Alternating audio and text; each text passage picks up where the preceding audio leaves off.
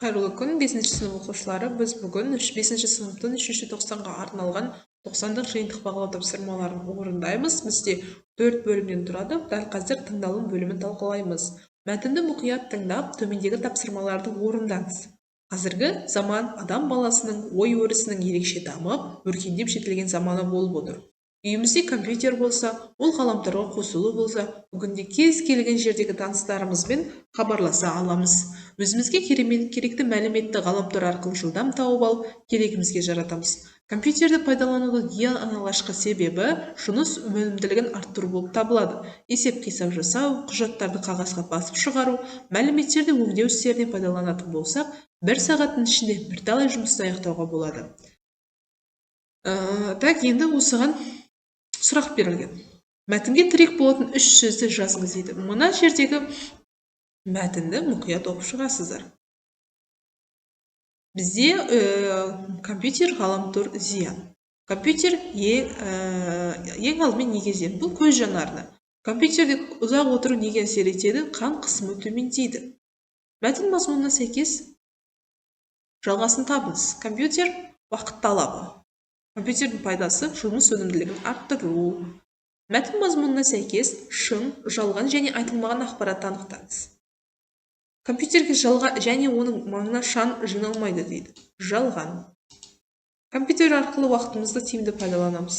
Дұрыс, яғни шын. Монитор көзден 50-70 см қашықтықта тұруы керек. Ол туралы айтылмаған. Екінші, оқылым бөлімі. Мәтінді мұқият оқып, төмендегі тапсырмаларды орындаңыз. Бүгін мектепте фастфудтар деген тақырыптар сынып сағаты өтті. Сынып сағатында оқушылар гастроэнтеролог, дәрігерлер қатысты. Дәрігерлер мектеп оқушыларына тез дайындалатын тағам туралы айтты. Гамбургер, хот-дог, майға қуырылған картоп, газдалған сусындардың зиян екенін ескерді. Олар дайындаушылар фастфуд тағамдарының сапасына қарамайды. Сондықтан фастфуд тағамдары тез бұзылып, көп ауруға себеп болады. Балалар фастфуд тағамдарын өте жақсы көреді. Ол денсаулыққа зиян. Сендер дұрыс тамақтана біліңдер дейді.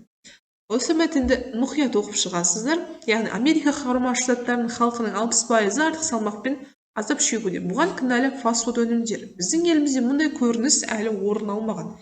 Бірақ болашақта осы мәселеге тап болуымыз мүмкін. Денсаулығыңызды ойласаңыз, үй тағамдарын жеуге тырысыңыз. 133 сөз бар екен.